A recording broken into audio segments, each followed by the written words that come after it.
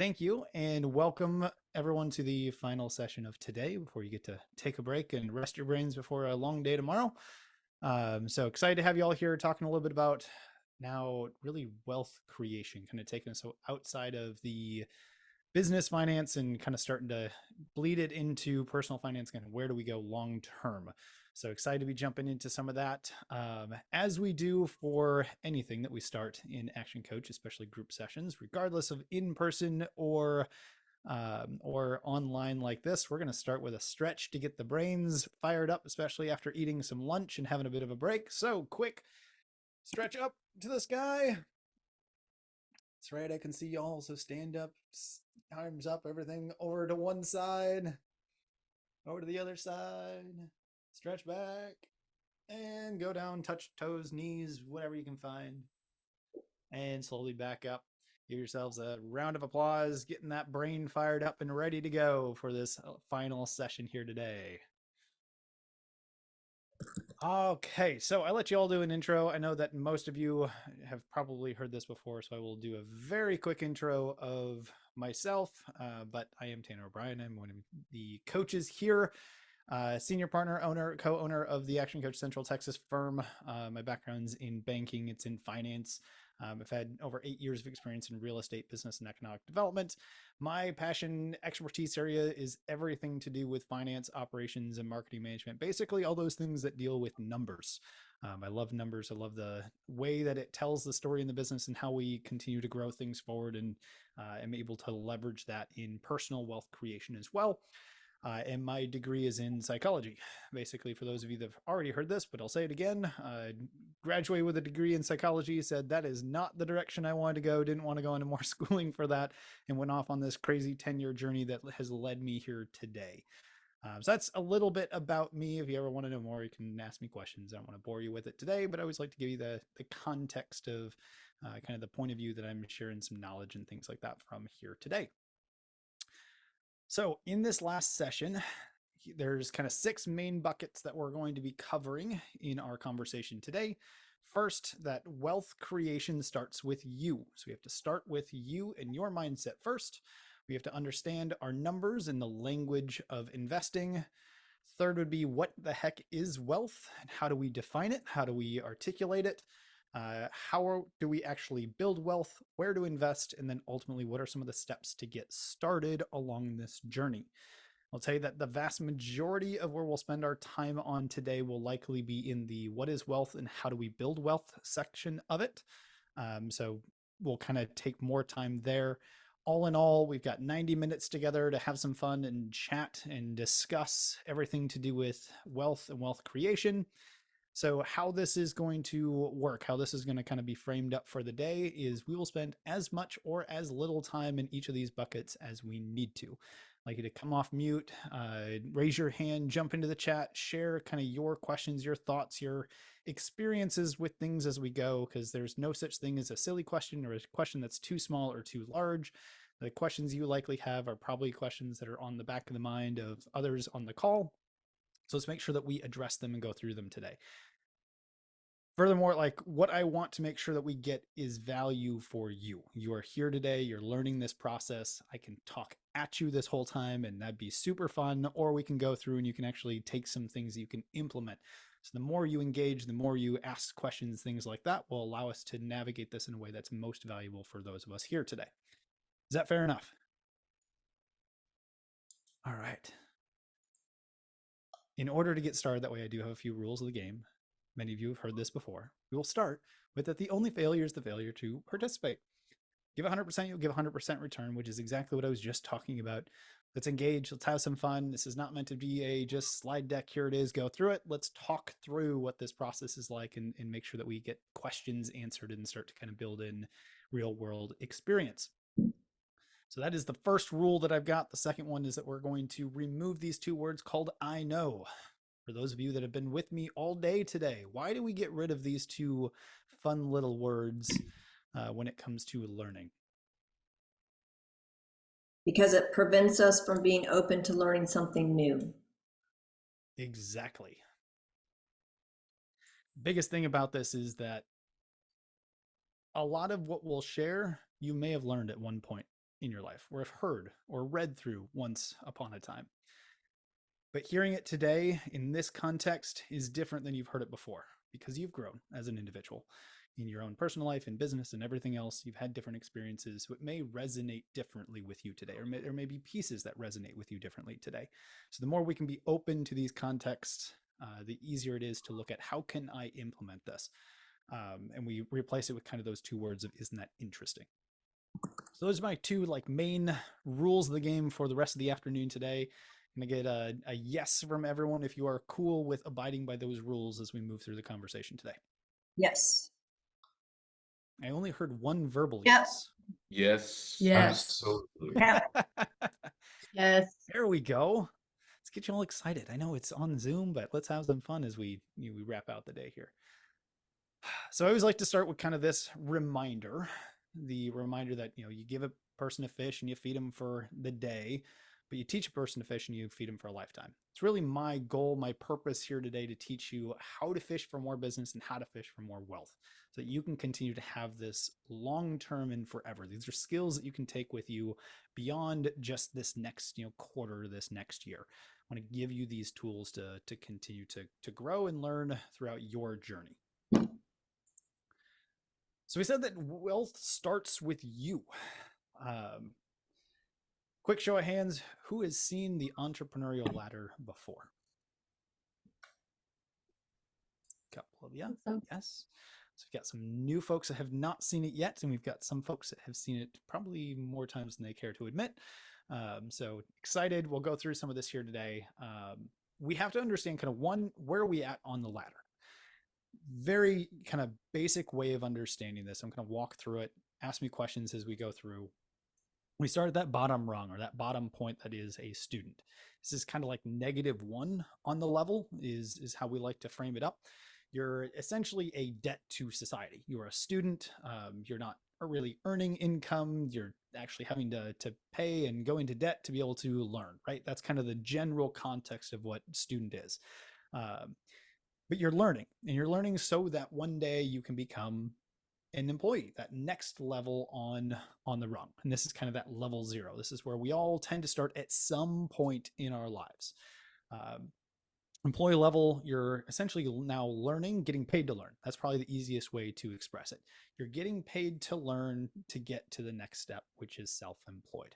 This is the point where many of us have gotten to at some point here, which is I now own a job. I chose to stop working 40 hours for somebody else, and I chose to work 80 hours for myself. And that boss is usually stricter and harder to work with than the one you had before. Yes? So this is the general first step on the ladder of entrepreneurship, which is that self-employment stage. This is often kind of referred to as the teeter-totter. It's the go find the work and then go do the work and then have to go find the work again and then do the work, and over and over and over we go. It's not until we eventually get enough of that running that we can hire a couple people, start to buy back a little bit of our time, and we become managers within our own business. We now have a team member or 2 or 3 or 5 that we get to manage and leverage in a different way. The fun part about moving to the manager level is oftentimes at the very beginning, we move away from this teeter-totter, find the work, do the work, and now all of a sudden we're on the merry-go-round of going round and round and picking or cleaning up all the fires that all our team members start for us. Whole new learning curve when you start to employ and manage team members. But eventually you learn the process and how to continue to take some of those hats off that you've had at the very beginning of the business and hand them off to somebody else and allow them to run those different pieces. You are now investing. It's kind of that first level of investment. You're investing in people to buy back your time. Over this time, you do it enough, you continue to build the systems, and you get to move to this next level called the business owner. Now you're running a team of people. You're kind of the CEO. You're the executive level. Your time starts to get freed up. And eventually put in a general manager or a CEO or somebody who can run the business on your behalf so that you don't have to be there. This is the point where we get to an action coach when we talk about the commercial profitable enterprise that works without you. At that point, you're a business owner. So you own an asset that works, regardless if you're there or not. Y'all with me so far? Cool. Hold on, Sarah's coming in here. I want to make sure we get her in. There we go. So we move from manager to business owner. Then we move from business owner to investor. Does anyone who's heard me kind of talk on this topic before remember what the definition of investor is, or how we think about what an investor is?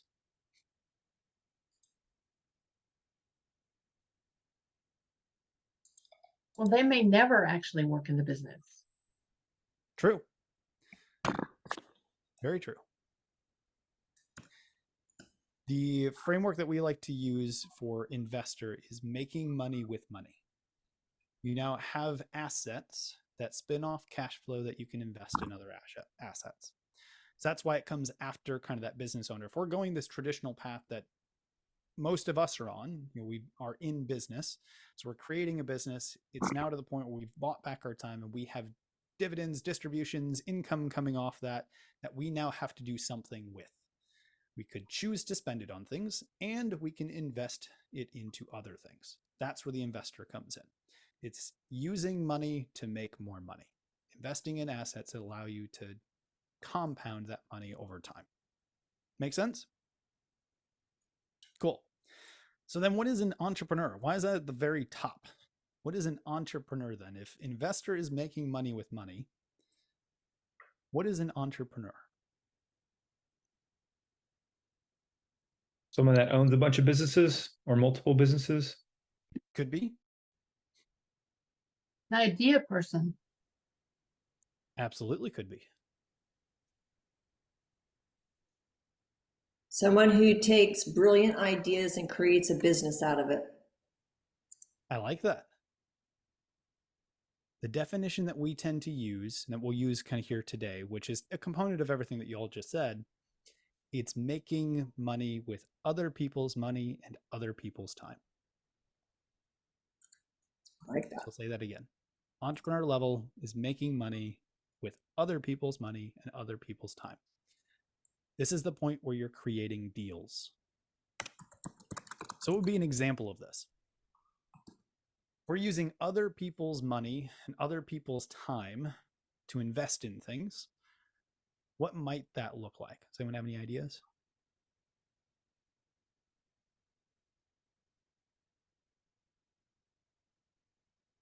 Could be a franchise model of your business or real estate. Could be a lot of things.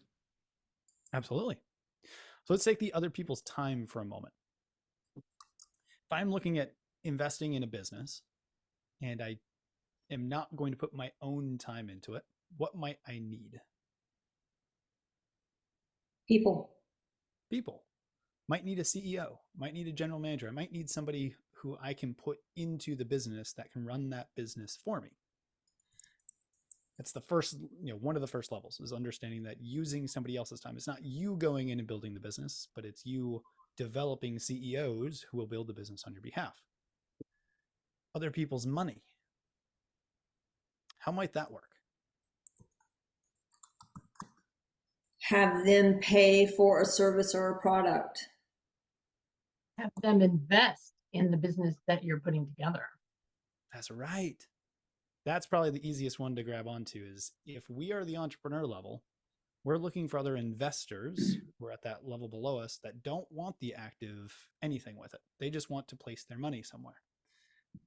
So we use their money to be able to create deals.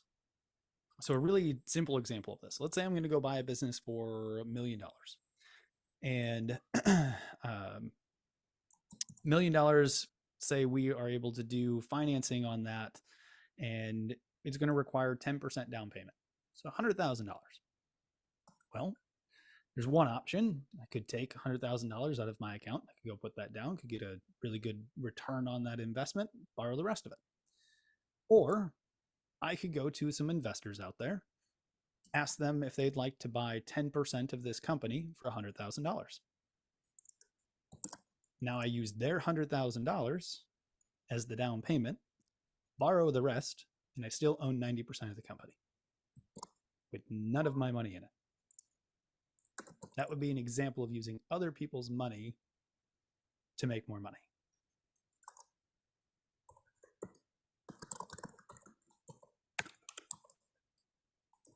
Y'all look so excited about that. That's the most exciting part, right? That's It's a right. paradigm shift. I hadn't thought about it like that before. Mm-hmm. Ideas are flooding my brain right now. And we're only on one of the first couple slides. This is so Wow. exciting. So it's important to kind of understand the difference between where we're at on the entrepreneurial ladder and what's possible out there. First step is, where are we on this ladder today? Are we student? Are we employee? Are we self-employed? Manager? Have we gotten to business owner level? Where are you at on this journey? That's like step number one. So won't have to dive into it a lot right now, but I want you to kind of make that note down, make sure you kind of think through, maybe draw this out on your notebook and circle, hey, I'm here. And by the time we get to the end of next year, the end of the next 2 years, I'm going to be here, and circle kind of that next level. But as you move up that, you continue to grow and you continue to learn. We start by creating the business ownership side with cash flow. Then we can use money to make money, and then we can start to create deals and do more creative things with the skill that we develop. It's probably one of the most favorite things that I've ever learned when it comes to investing in entrepreneurship.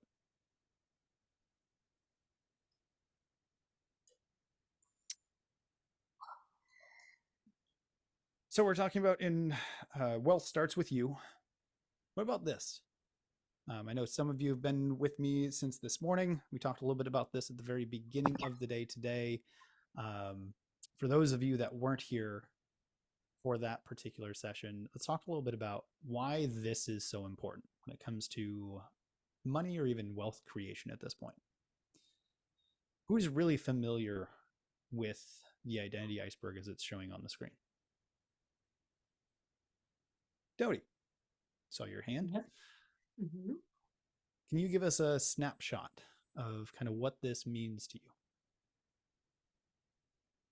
Well, there's a lot of underlying stuff that happens in any person that influences their behavior, actions, and decisions. And because it's those three things that lead to results, you want to make sure that your underlying skills, beliefs, values, your identity support getting the results that meet your goals. Absolutely. I love that. Does anyone have anything to add on kind of what this means to them?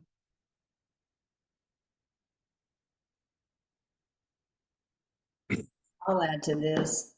To me, it all starts with how you think, because the way you think drives your actions and behaviors and your decisions, and the end result of that is an experience. And so if we have our mindset completely aligned with where we're choosing to be in the business, we can align it for greater flow.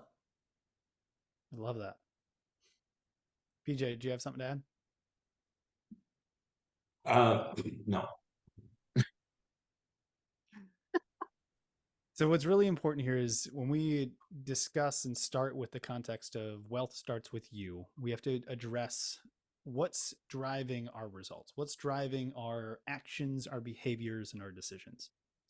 And it's everything that falls below the waterline. And as I mentioned kind of in the first session this morning, and those of you that weren't in that particular session, you'll get all of these recordings later. So make sure you take some time, go through the sessions that you have not gone through yet. But these are in a particular order below the waterline for a reason. That's on purpose. At the very top level, skills. The skills that we need to develop to be able to take the actions, to have the behavior and make the decisions required in order to have the results that we want. In this case, creating wealth. If our belief system is not where it needs to be, we may not ever develop the skills necessary to achieve the types of actions and decisions that we want to ultimately get to.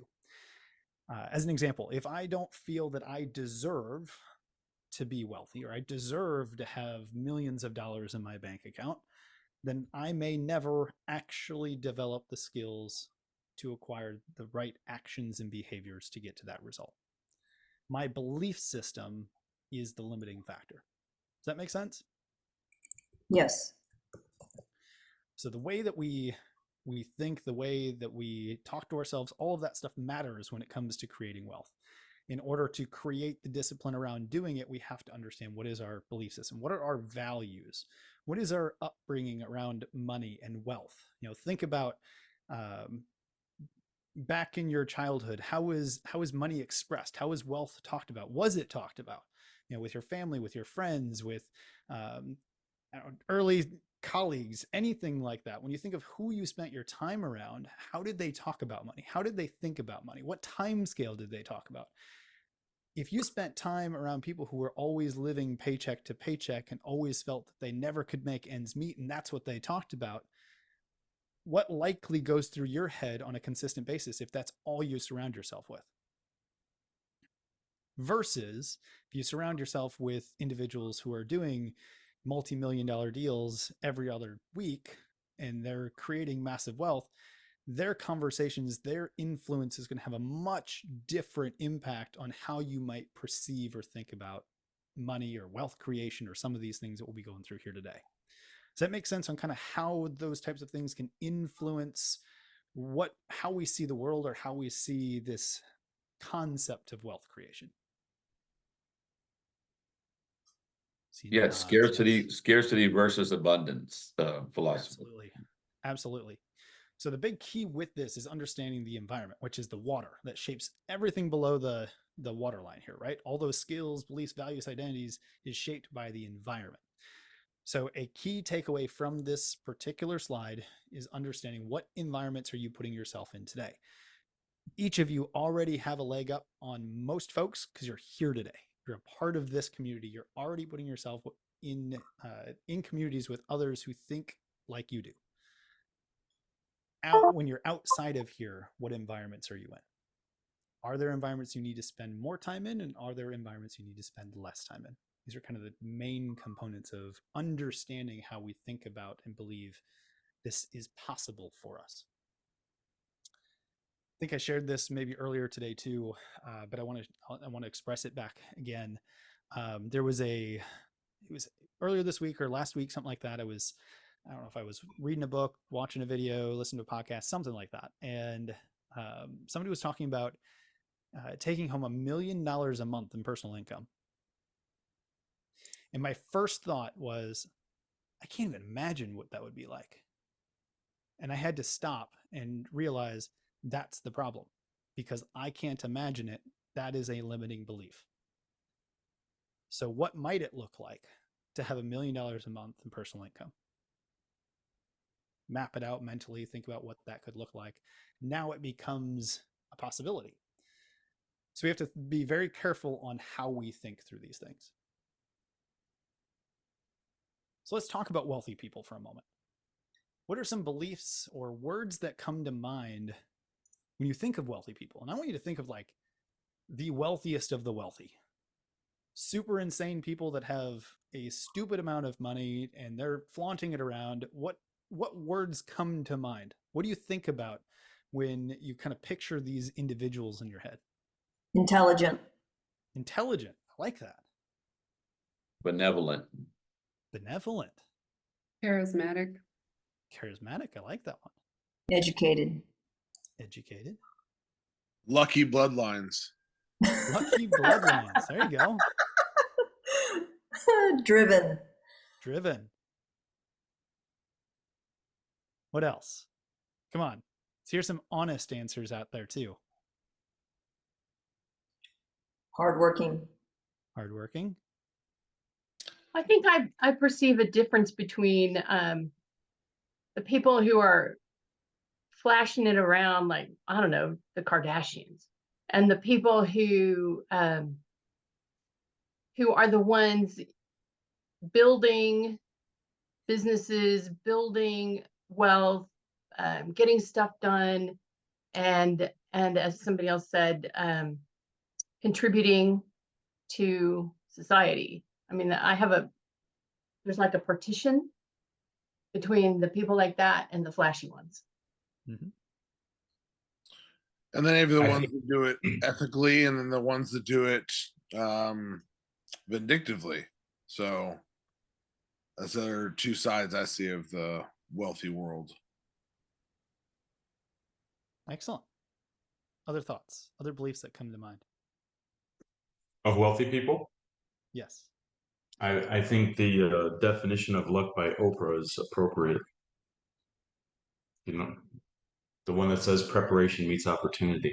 So you have to be looking for the opportunity. You have to be prepared. I love it. I'm loving all the positive things that are coming out of the belief systems here on this call. It's not always the case. It's really fun to pose this type of a question online and see what comes back.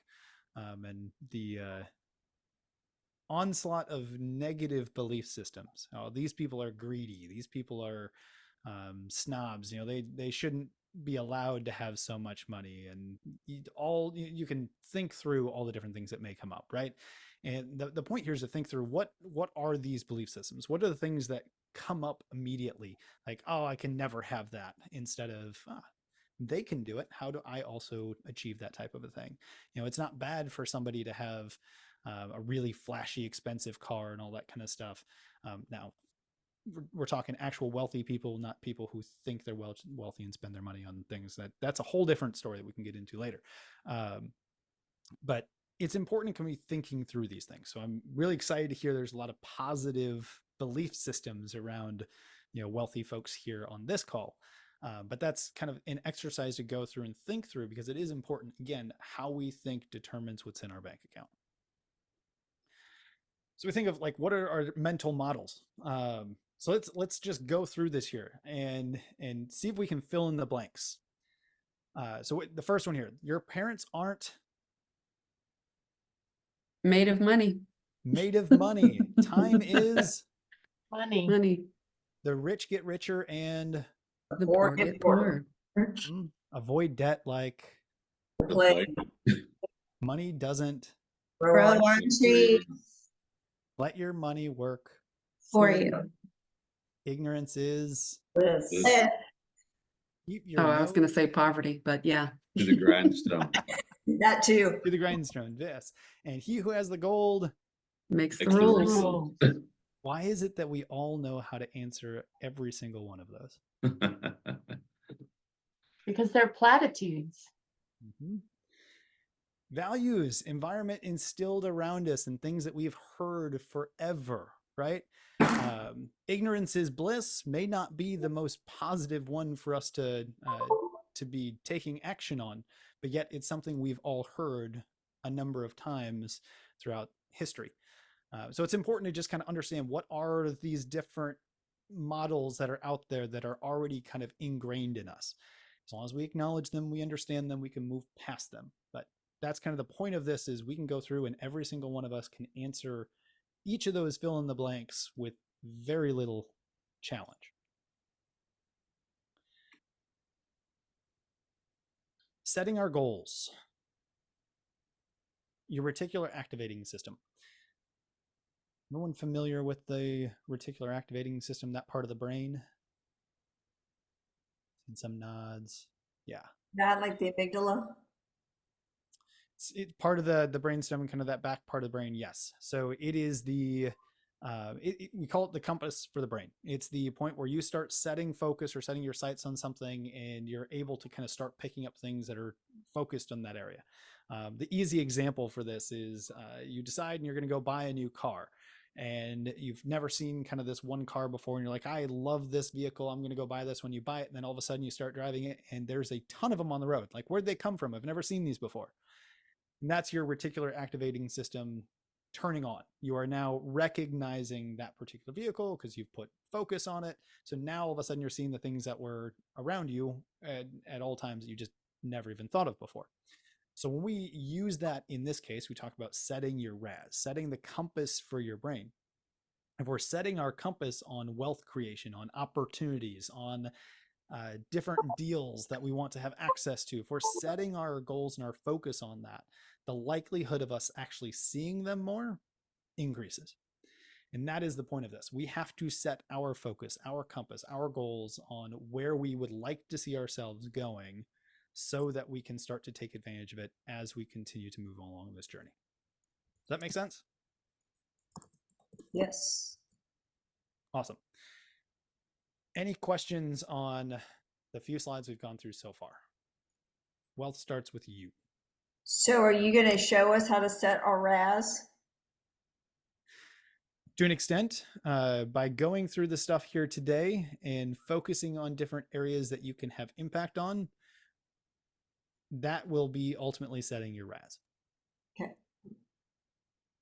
Great question. Anything else before we continue on? All right. So we started with wealth starts with you. Now we're going to talk about understanding numbers. This might be getting old for some of you, but why is it important that we track our numbers? So we can track our future. Track our future. That's right.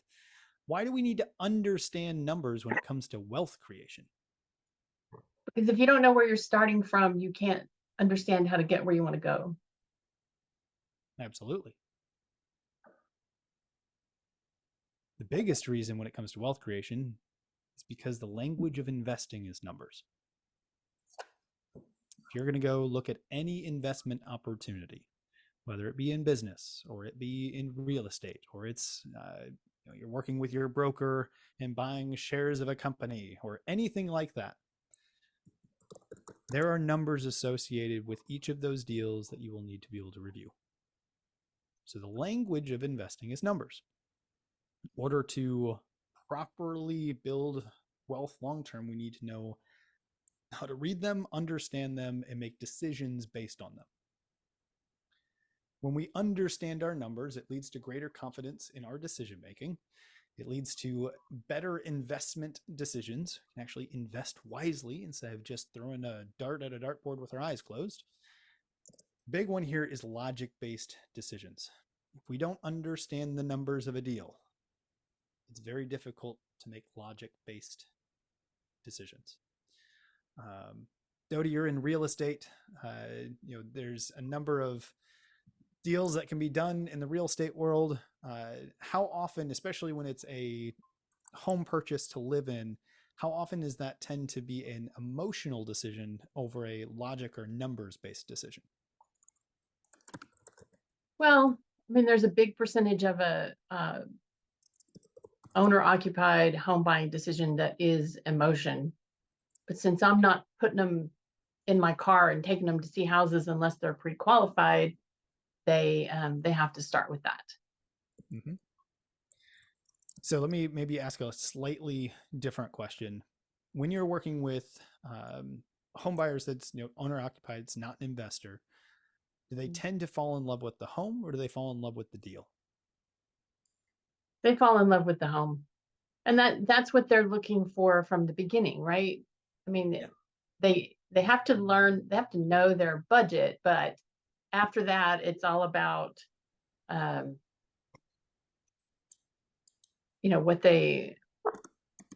what their dream is. Mm-hmm. It's all about the dream. Yeah. So it's a good, I think, example that we can all kind of quickly understand on just the difference between emotion-based buying and investment-based decisions. Most of us aren't going to buy our home that we're going to live in based on investment decisions alone. There likely is a bit of investment decision in there, especially if you're in this type of a mindset. But there's a lot of emotion. You're going to live there. It's going to be part of like your life. There's emotion that's tied to it. When we're looking for deals to do, whether it's in real estate or it's in business or anything else like that, we need to fall in love with the deal more than we do the business, the real estate, whatever it is. We look at the numbers. When we look at the numbers, we understand the deal and we fall in love with the deal. Now we can make logic-based decisions on this to ensure we get returns on investment. Does that make sense on kind of where I'm heading with the importance behind understanding the numbers in investments? Be willing to walk away. Yes. When you're highly emotional, it's very difficult to walk away. When you're based on logic and numbers and deal flow and things like that, it becomes much easier to go, I'll just go find another deal. It's not my deal. That's fine. takes some discipline to get there, and it requires a lot of understanding of the numbers. Understanding the numbers leads us to greater awareness of what our abilities are, where our gaps might be, so that we can fill them. It allows us to properly examine different challenges and issues that may come up, and ultimately improves our cash flow personally over time. This is the importance of why we need to understand numbers. It is the language of investing when it comes to wealth creation. There was a quick one. Questions on understanding your numbers, why that's important, or why we even discuss that here today?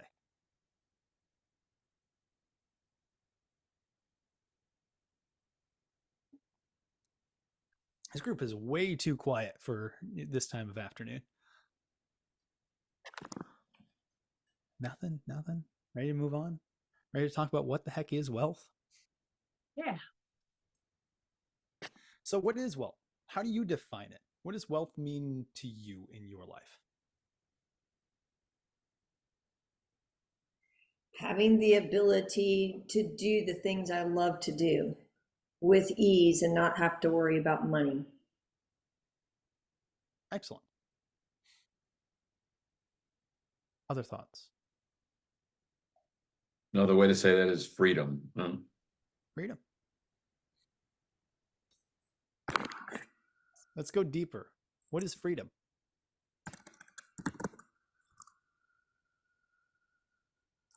Making your own About- choices with your time. Yeah. Choices. Choices. Like it. It's a What feeling. else? How else? Go ahead. Freedom is a feeling that you're not constrained by barriers. And in the context of money, you're not constrained by the barriers of money to take vacations or invest in another property or to hire a new employee. You're free. So how do you get to that level? What does that level look like for you? Make a lot of money. What's a lot of money? Is $100,000 a lot of money? Is $100 million a lot of money? That's a good point. In context, What does that look like? a couple million. It's the state. Yeah, but how do you know that? In other words, how do you know a couple million is enough? Or how do you know that 100,000 is enough? I think So- it's your lifestyle and what you choose. True wealth Right. is when That's a good start. And so that's a number that you need to start with in the equation, right? Mhm. And then you need to work from that. All right, 'Cause PJ, you had something to add there. Everybody is different. true wealth is separate from your income. Wealth is when you are able to afford your lifestyle regardless of your income. We've all made lots of money, but as Patrick Ewing once said years ago, we make a lot of money, but we spend a lot of money. So wealth is when that's separate. That's true wealth. There you go. That I love. There's a difference between income rich and actual true wealth. It's not about how much you make, it's about how much you keep. So when we talk about wealth, my little cursor go. There we go. There's a couple things that I'd like to kind of take us through when we start thinking about wealth. If anyone's followed any of the work that I think Keith Cunningham has done, Robert Kiyosaki with Rich Dad Poor Dad has also done kind of this diagram before. So I'm going to kind of take you through the examples here and talk through a couple things. First, we're going to take kind of the poor, people who are poor. We'll take kind of the job. There's an income source, such as a job. And what happens for people that are poor, they have income. All of it goes directly to expenses.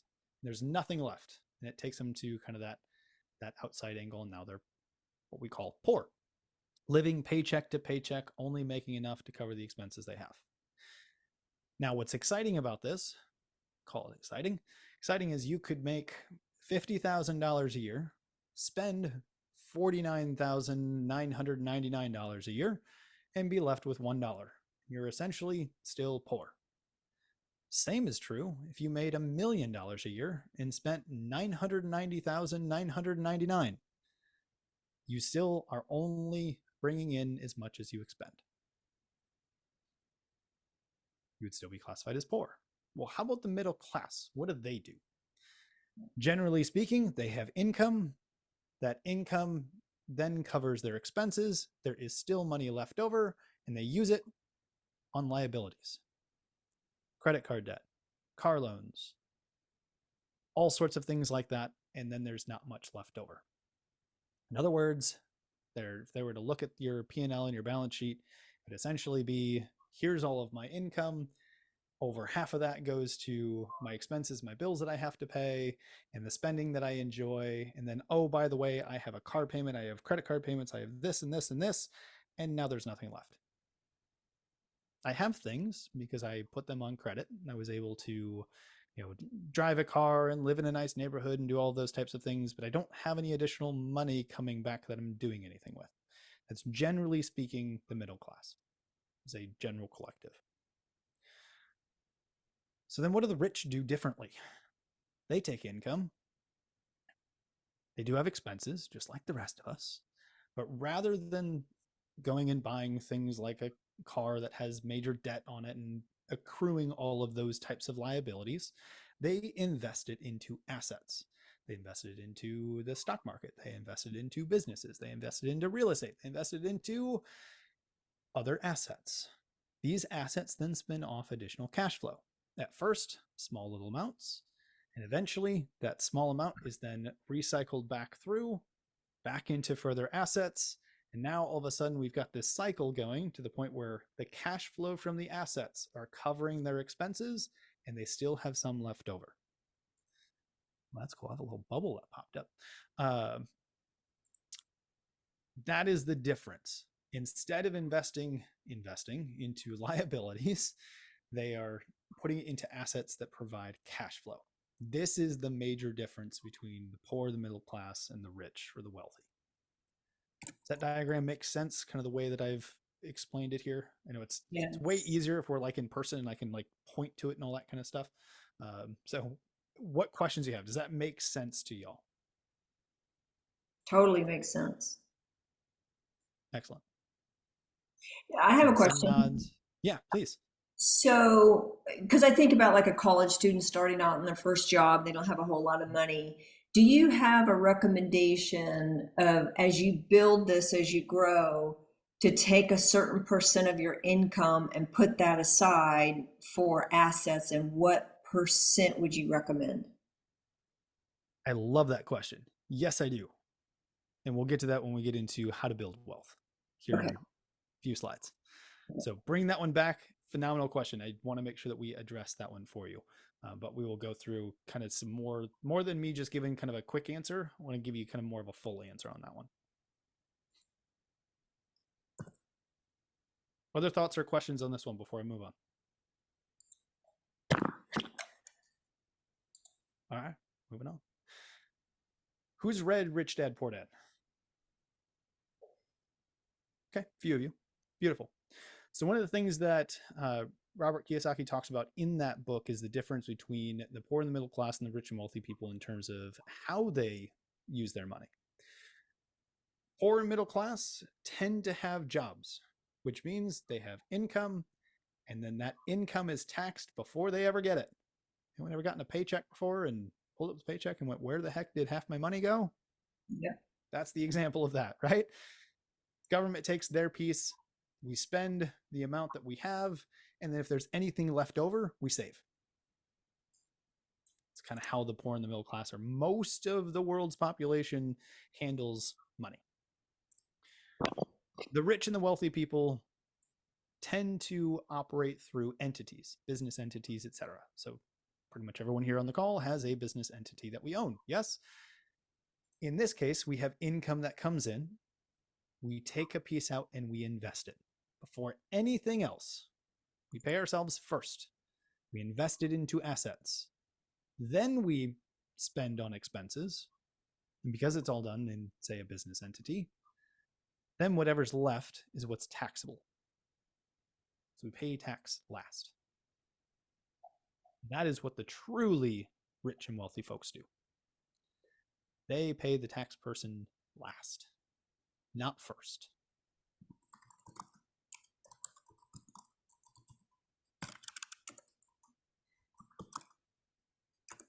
So back to what is wealth. Wealth is measured in time. Wealth is the number of months that you could live if you stopped working today. So if you decide to stop working today, did nothing else, how long could you last at your current expense level, current lifestyle? So this kind of goes back to what PJ had mentioned for us, right? It's more than just the income, it's the expense level, it's the amount that we have, it's that sort of thing. And it comes also back to the, well, how much do we actually need? Is $100,000 enough? Is a couple million enough? Or is 10 million enough, right? The question is, or example here, before we get into kind of how do we calculate that?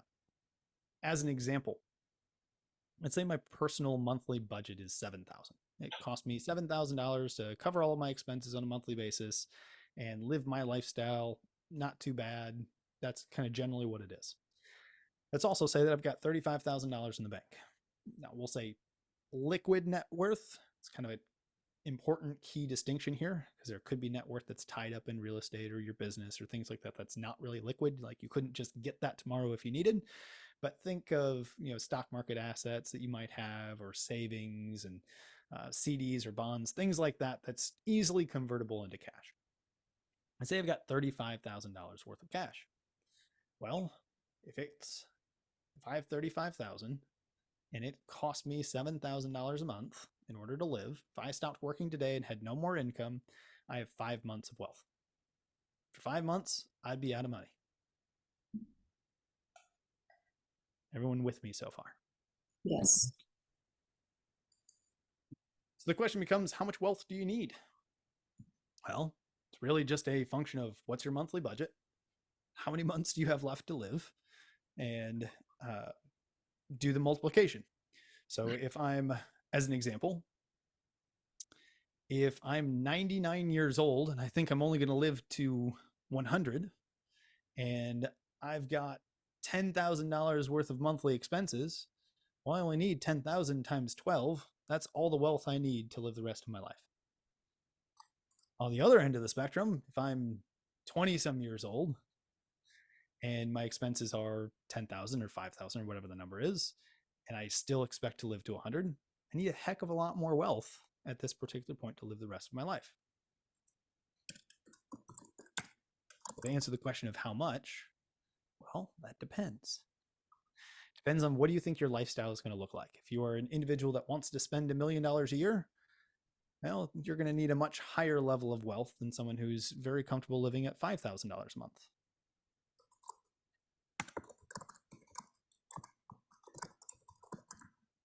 Not necessarily about how much we make, it's how much we keep.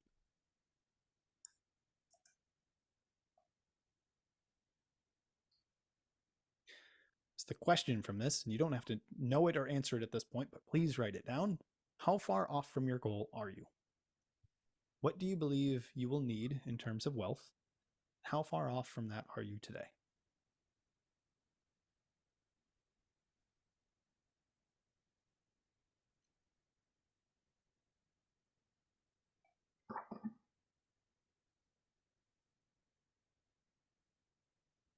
All right, questions. What thoughts are coming to mind? I need to make more money. Need to make more money or keep more money? Keep more. Actually, the real answer is I choose to invest more money. There you go. There you go. What else? Wow, this guy get your brains going in some way, shape, or form. There's a lot that goes into that question because there's factors like on a if you have a pile of money and you can invest it into a really safe investment and get 5%, then how long can you live at that 5% and still have a lot of money at the end when it's all said and done? Yeah.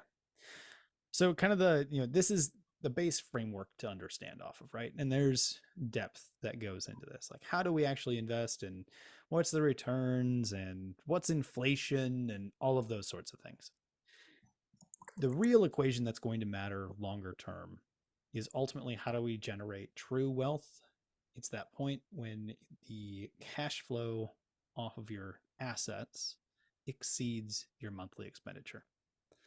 In other words, if I have a business that I run or that I don't even have to be in, it runs without me, and it gives me $10,000 a month in monthly distributions, and I only spend $9,000 a month to live my life, I'm good. I'll always have money and it will continue to grow and I don't have to work. I have infinite wealth at that point. The goal is to make that number as close to infinite as you possibly can. Does that make sense? Totally. So when you look at, and there's a number of books out there that are phenomenal on this subject, but even you take something like the Millionaire Next Door, and look at some of the different commonalities between millionaires out there. And the reality is you don't have to make a ton of money in order to be fairly well off or wealthy or become a millionaire. It's a matter of how do you live below your means, continue to get to the point where you're investing in assets that eventually can cover the cost of your expenses. If you're living on less than $10,000 a month, you only need $10,000 a month in passive income. Building a business that does $120,000 a year in profitability isn't totally difficult. I mean, yes, there's some learning and everything that needs to go along with it. It's not like you're having to build a $50 million organization to make that a reality. Now, if you want to live a different type of lifestyle, well, then those numbers could change. The reality is it's not necessarily about how much you make, but it's how much you keep. So that's how we define wealth. Does this change anyone's perspective on things? Is this challenging you? And you're like, Tanner, this is not what I believe in at all. It's a paradigm shift. Excellent. What else? What else is going through y'all's minds? Quiet. I see like the wheels turning.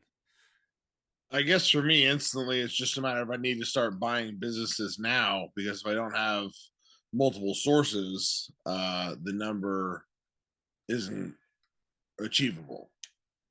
So that's just kind of where I see it, is that multiple businesses need to be in motion at the same time, to make that all work out right. I like that. And that's a good segue into how do we build wealth. That's where we're going to spend probably the vast majority of the time that we have here today. And a couple of key points. And I don't know that I have this in the slide deck, so I want to make sure that I express it since you've kind of brought my mind to it, Chris. And that's multiple focus, or multiple businesses requires multiple focus. Oftentimes at the very beginning, that can be detrimental. If you have to spread your focus too wide, you'll never get enough focus to make things truly effective. Now, I say that cautiously because in the beginning, that becomes something to be aware of. Everyone who's insanely rich has multiple sources of income. Like, you do need to get to that point eventually. But it's not about going and buying 6 businesses in the next 2 months and assuming that that's going to be a really good investment, because now you have to put focus on all 6 businesses. How do you focus on either the one that you've currently got until it spills over to the point where that invests in the next one, or you buy that next one, allow that to rise up to a point where it is an asset that doesn't require as much of your time, because you do only still have 24 hours in a day. And then that allows you to kind of spill over into investing in the next one, and then it can kind of compound from there. Wealth is created one step at a time. I know that's in the slide deck, but just a reminder that multiple businesses or multiple investments all at once does require multiple focus, and that can be a negative in the short term.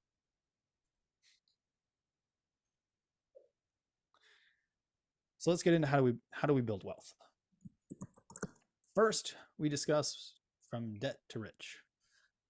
Who here has any level of consumer debt? Car loans, credit cards, anything else like that?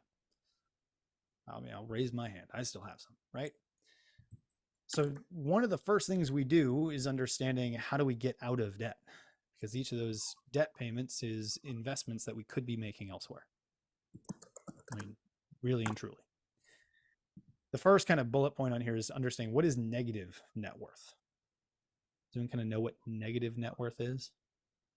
When your liabilities outweigh your assets, you owe more than you own. Yep, 100%. So if I own a car where I've got $30,000 worth of debt on it, but it's only worth 25,000, even if I sell it, I'm losing money, right? Credit cards, a great example. There's nothing secured against that. There's no assets to it.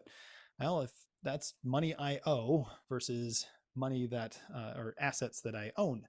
So if I lost my job today, would I even be able to keep anything in that case? The answer is no. Like, all right, I can't make the debt payments. I can't do all these things. Well, my home's gone, my car's gone, et cetera, et cetera, et cetera. So it's important to kind of understand, how do we deleverage ourselves from that type of debt? Because debt is good when it's on an asset where you can get somebody else to pay it for you. Debt is not so good when you're using it on things that don't pay you. I'm guilty of it as well. But we focus on that first. So, Julie, as part of your question, I know it's not all of it, but part of your question is, when we're getting started, what's some of the first things that we should do? Well, yes, there's some allocation and putting some money aside, but it also could be, how do we get out of debt faster? And I didn't put it in today because I didn't think there'd be enough time. We can go through the entire like debt snowball effect, where you can actually get rid of a whole bunch of different debt things. If you want to learn more about that or have a need for that, let me know. We can talk about it afterwards.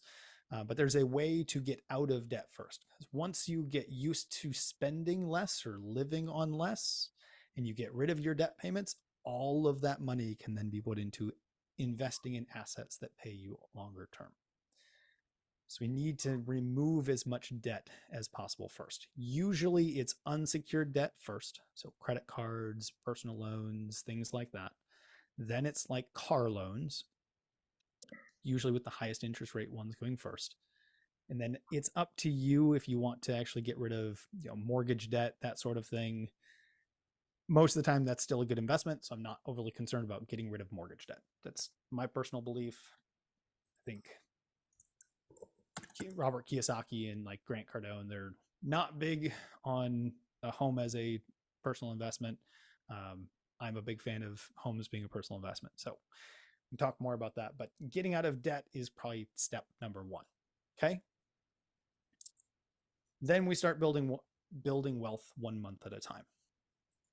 So we talked about that. What is wealth? Wealth is, your monthly expenses. How long can you live, right?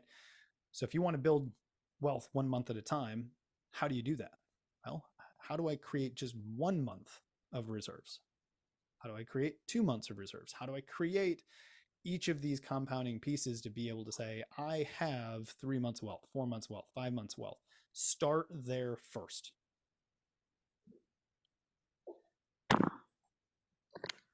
You get to independently wealthy. That's the point where your investments make enough cash each month to cover your budget. So we talked about that. It's kind of that first level of independently wealthy or financial independence. Rich is that next level of, you make more money off investments than you spend each year. This is the first level of it. There was a graphic I was shown about a month ago on a alternate version where you get independently wealthier, financial independence, then you move up to rich, where you've got kind of the extra cash flow. And then there's stupid rich, which is, way more than you would need to spend, but you could still spend it, have some fun with it. And you're kind of at that stupid rich level. And then they put one more level on top of it. Anyone want to guess what that last level would be? Insanely stupid rich. Generational wealth. Could be. The verbiage that I was told, it's called FU money. It is that insane level when you can basically just say, I don't like dealing with dumb people and I'm going to fly private because of it. And I love to hunt and I don't want to deal with other people. So I'm going to buy a 130-acre ranch just to go hunt on. That's FU money, right? Right? That's you get to that next level. So part of this is we looked at the entrepreneurial ladder, like where are you at on the ladder? The other part of this is, all right, if we look at that as an alternate ladder, where do you want to be? Do you want to just get to independently wealthy? Do you want to just be rich, or do you want to get to that level that's like way higher up and be able to have that, right? Each individual is going to be different, but I give you that context to say, where do you want to be?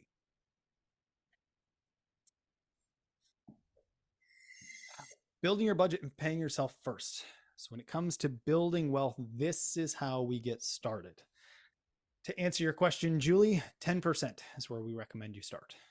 10% of everything that you earn immediately goes into ideally a long-term savings account first. Before even investing it, putting it into a long-term savings account. Easiest way to do this is actually set up an account at a different bank. An account that you don't have access to via debit card. You don't have checks on it.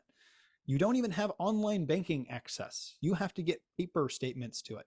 If you want money out of it, you have to go across town and actually walk into the bank in order to get the money out. If you need even more discipline, put a cosigner on it and make them also have to sign on the account. Make it difficult to get this money out. Putting 10% away right off the top, ideally before you even see it, and get used to living off 90% of your income. That puts you in the habit of having money. So you do this, put it on autopilot, get it out of sight, out of mind. Makes it very easy to start this process.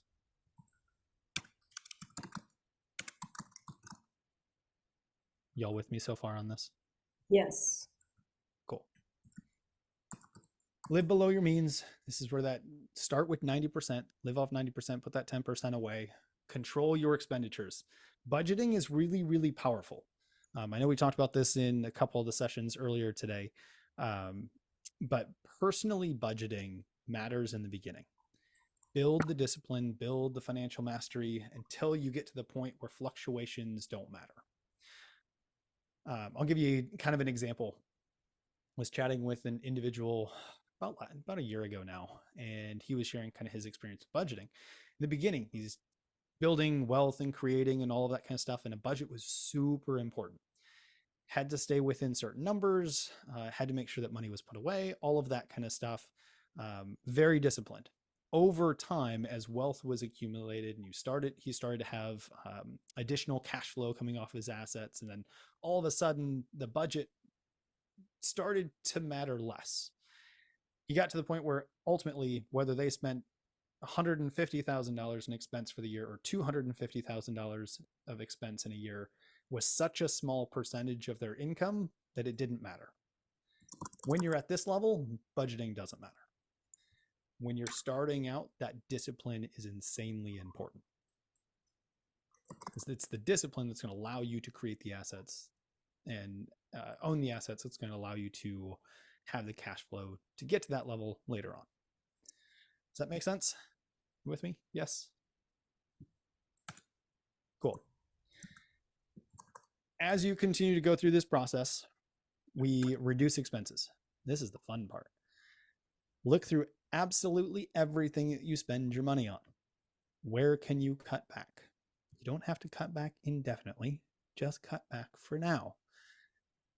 Look for the expenses you're like, well, I don't actually need that, or I could live without that, or one of the examples, a couple examples, simple ones that maybe will resonate. The individual that goes and buys beer at the gas station because they just need a 6-pack every once in a while. Well, it's much cheaper to just go to Costco and buy a bunch in bulk if you know that it's going to be a consistent thing. Like, you don't have to give that thing up, but it's cheaper and you can reduce your expenses by buying in bulk rather than the one-off at the gas station that is way more expensive than even the grocery store, right? Another example is if you are looking through your expenses and you see that, man, I go out to eat all the time. And well, I could choose to bring my food or eat at home or whatever it is. Kind of the example with this is, let's say you look at all of that and you realize you're not even going out to nice places. You're just choosing random fast food places and grabbing food at the gas station, all that kind of stuff. Well, what if you didn't do that, but you really enjoyed eating out, but instead you went out to dinner once a week or once a month at a nicer restaurant? Overall, the expense goes down and gives you the ability to actually enjoy the thing that you want to do. So there's ways to not actually give up much of the things that you enjoy while still looking at how do I reduce my overall expenses. It's a key component because you still got to enjoy your life. You can't just continue to cut and cut and cut and hope for the best. So these are kind of some general examples with that. Yeah, Julie, question. I love where you're going with this, and I will say that I think I would rather put my attention on, instead of cutting, I'd rather put my attention on how do I build more wealth and earn more money in my business, because where our attention goes, our energy flows. So I love what you're saying here, but I know that I'd rather not look at cost cutting, but how do I build more? Does that make sense? 100%. And I appreciate you kind of challenging that thought pattern. Because I would agree, like at the end of the day, we can only cut so far anyway. Really, the exercise is to go through and understand what's actually happening, because there's likely some things that's just kind of fluff. And being able to get the discipline of removing things that don't really matter frees up more ability to invest your capital into things that are going to provide a bigger return longer term. It's more of a short-term thing than it is long-term thing. And it's not something you should do like every year, but if you can start and kind of reduce down to the point of, well, my overall expenses are only, $7,000 instead of 10 grand over the month. My life is still pretty good. It doesn't make sense for me to cut any further than that. Then you're kind of at that equilibrium space, and you have the emotional ability to go place all of your energy and your focus into generating more wealth and generating more income from your business or wherever. I know we talked a little bit about this before, but money is very emotional. And if we're stressed for money at home because our budget's at $10,000 a month, even though we could cut it down to $7,000, then we're always chasing, how do I make sure that I at least have that covered, versus I cut it down enough. I have a little bit of wiggle room. We have a little bit extra cash in the bank, and now we're actually putting money away consistently. Now I don't have to worry about that, and I can focus 100% on the positive. How do we put more into the accounts? Okay, thank you. You're welcome. Had the exact same thought. So I appreciate you bringing that one up.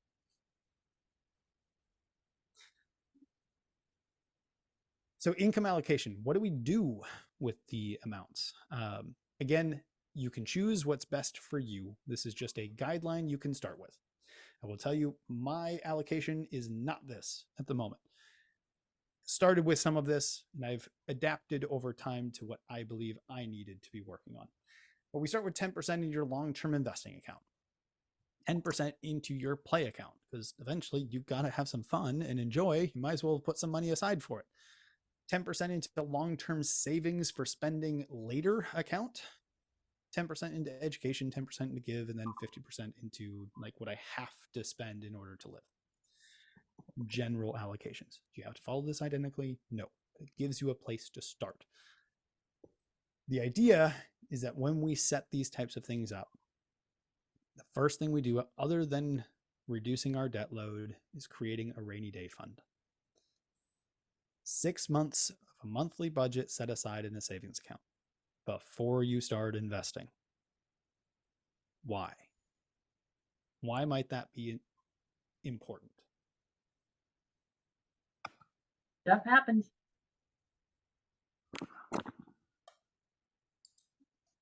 What would It your also decision? provides security. It provides security when you know you have that. You have a little bit, for me, I have a little bit more freedom. Yeah. Think back to the emotional state of things. If you were to lose your job, your business, whatever today, how long do you think it would take you to find a job that could replace your income? Pretty quick. Yeah, maybe a month, 2 months in some cases. Worst case, hold off for 3 months in order to find the right type of opportunity. Nobody wants to think about this, but if you have 6 months of living expenses sitting in the bank account, worst thing that can happen is you lose on the investment and you're not worried about if you can live next month or the month after. You have plenty of time to then go get income replacement and move things forward. So it gives you a greater ability to make different decisions. And you're not in that scarcity mindset, you're in abundance mindset. So that's why that piece is really important. Now, I have a mentor that tells me we should do 9 months. I recommend at least starting with getting to 3 and then strive to 6. Maybe start investing from there, and then you can continue to grow whatever you feel is reasonable for you. Everyone's got their own risk tolerances. So I leave that one kind of up for fluctuation based on what you're comfortable with. But that's the point of it. And once you've achieved it, you're in the habit of having money, right? You've consistently put money away. You're living off of less. You don't even miss that money anymore because you're in the habit of it. So once you have that point, now it's just flow it all into investments, and that will compound over time. So your homework part 1, go ahead and write these down. If you have not done it, do 13 weeks of budgeting with your family, with your spouse, with your kids. Actually go through and do a family budget for the next 13 weeks. The next is setting your dreams. We talked about setting your RAS and focused on where you're headed. The dream builder and making sure that you're kind of going through what is it that I want in my life. It's important. Fun fact, we'll be doing some of that tomorrow. So there's an easy way to get some of that homework done. Highly recommend you read The Wealth Coach by Brad Sugars. Read or reread Rich Dad, Poor Dad, and then create your personal budget if you haven't already done so. So some of the first things I'm going to ask you all to do. Wealth Coach, Rich Dad, Poor Dad, and then Richest Man in Babylon are 3 books that I read every year. I know exactly what's in all of them, but yet I read them every single year. They're very good reminders. So in creating wealth, we talk about the wealth house. What is the wealth house? Well, wealth or assets are based on cash flow and capital growth. In order for it to be classified as an asset by our definition, it must have both cash flow and capital growth. So cash flow is income, right? It's actual cash flow coming off of the asset. Capital growth is the value increase in that particular asset. So examples of cash flow and capital growth for an asset would be business. The value of your business increases. You have cash flow coming off the business. Real estate's another phenomenal example. You have cash flow coming in the way of rent. You've got capital growth in terms of the asset. Most stocks and bonds and different things like that out there have some level of cash flow and or capital growth. Some are more geared towards dividends with cash flow with less capital growth, and others are focused more on growth with capital growth and little to no dividends on it. But they're all classified as assets. Now, what would be an example of something that we would not classify as an asset when it comes to creating wealth?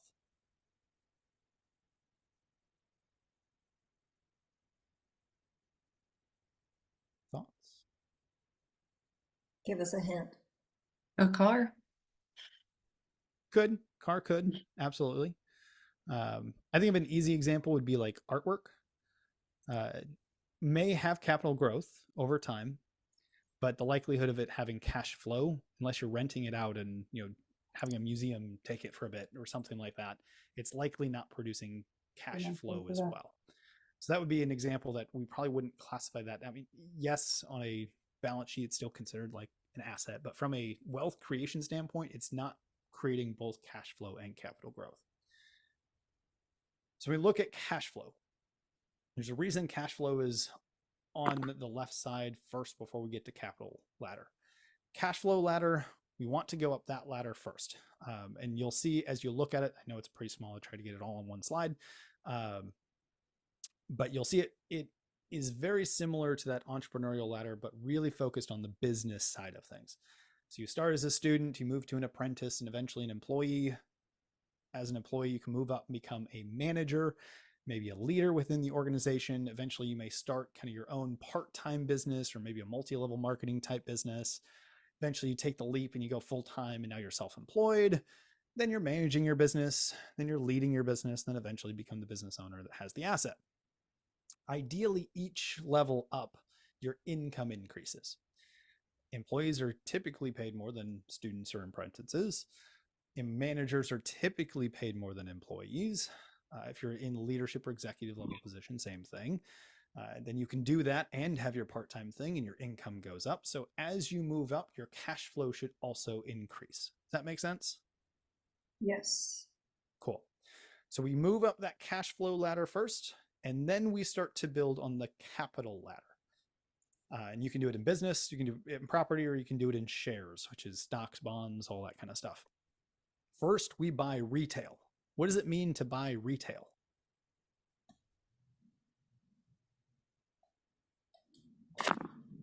Somebody Chris, if already you're talking, added the I think you're value muted. and you pay them for it.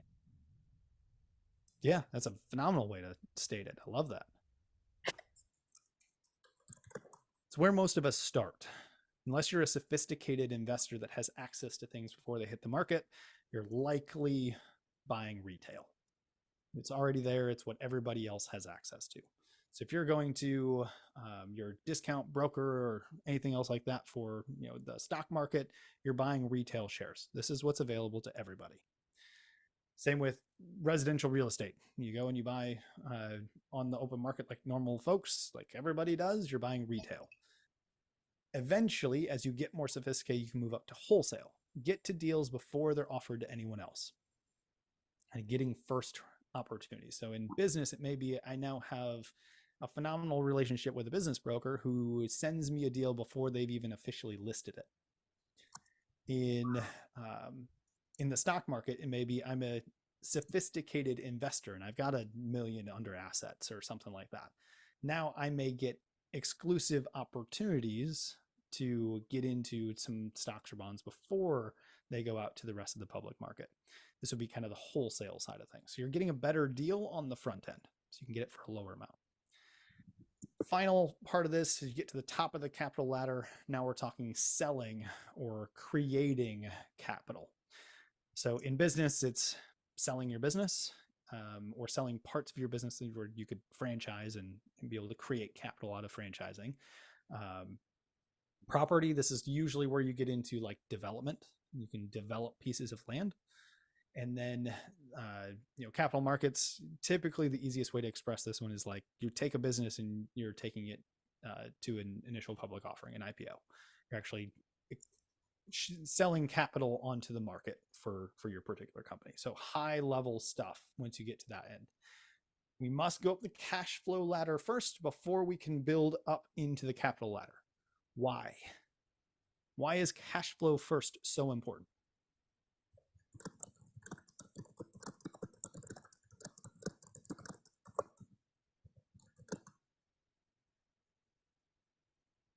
Because you have to have money to be able to invest money. Ability to hold assets. What's the number one reason that people fail in real estate investing? Because when the market goes down or the income flow is impeded in some way, they lose the asset. Inability to hold the asset. 100%. It's market takes a turn. Maybe there's a vacancy for way longer than you anticipated. If you don't have the cash flow to sustain that asset and you're forced to sell, you lose. It's the number one reason why folks fail in real estate. The other way to look at it, and real estate's a really easy, good example for this. Is the only reason I use it. You can use it also in business and everything else. But the other big issue is the number of investors that stop after buying 2, maybe 3 properties, because they lose their ability to get funding. Their debt to income ratio is increased too high that a bank will no longer give them access to a loan. So they have to wait until the loan's paid down, until they can refinance it, until income has increased off of it, and they're stuck for a while. And that's what tends to happen. If you're increasing cash flow consistently, your ability to borrow, your ability to create leverage continues to increase along with it. So it's important to go up the cash flow ladder first, which is why we love business, because we have the ability to go through this cash flow stuff before diving super deep on the capital side. And I can't believe it's already almost 3 o'clock. So go through a few more things here to wrap up. We got to get in the goal of making investing your hobby. Like, enjoy it. Go on the weekends and actually shop for businesses, shop for real estate. Don't shop for shoes and clothing. Shop for things that can actually pay you longer term.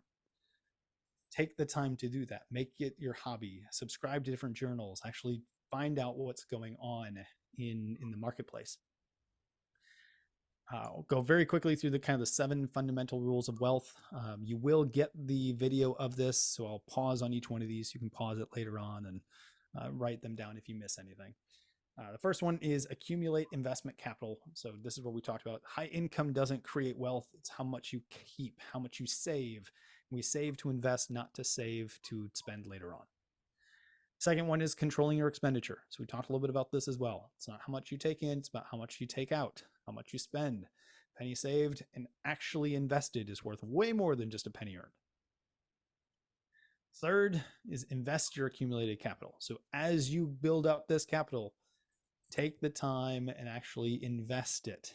Don't get frustrated and pull it out at the beginning because it doesn't look like it's doing anything. It does take time. Compounding interest is insanely important. So give it time. 4 is guard your capital from loss.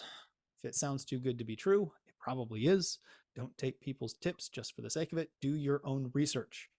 The first goal of any investment is return of investment before return on investment. I think it's what, like Warren Buffett's number 1 rule is like, don't lose money. I think that's one of his.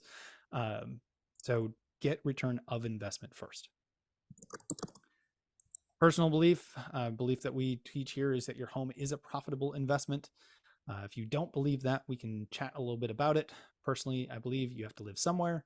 You're going to pay rent somewhere. You might as well pay rent to yourself, especially if you can live in a place where comparable place would rent for more than what you would pay to yourself in a mortgage payment.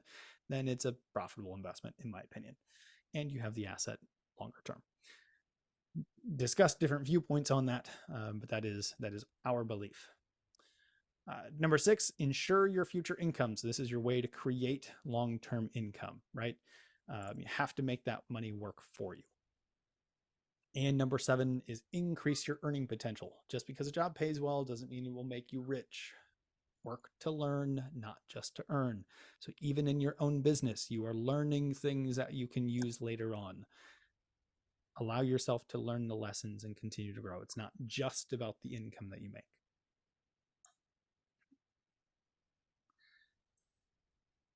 Last couple pieces as we wrap out the day is where to invest. I'm not going to get deep into each of these because at the end of the day, each of these individually is probably a 2-day seminar by itself. So we're going to hit the high points on kind of the 3 main categories that we've talked about briefly already. First one is business. And that's one we love. Why? It's focused on cash flow. Thanks, Stuart. See you later. So cash flow. That's number 1 reason. Second one is you have a high ability to impact the valuation. Why? Because you can control income.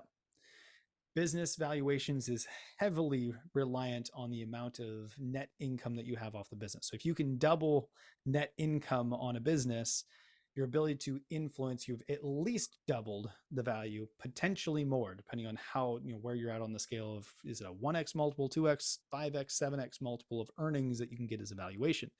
You have the ability to control that. You've all learned that through the 6 steps, through the 5 ways. That is why we love business. The downside is it has low liquidity. If you want to get your cash out of it and you're choosing to sell it, it likely will take 6, 12, 18 months to sell a business. A couple different strategies with it. You can buy, build, sell. You can flog, which is essentially just a quick turnaround of a business where you'd buy it, fix a few things, and resell it. You can finish it, which is what most of you are doing in your businesses today, is getting to that finish point. You could franchise it, or you could float it on the open market as an IPO.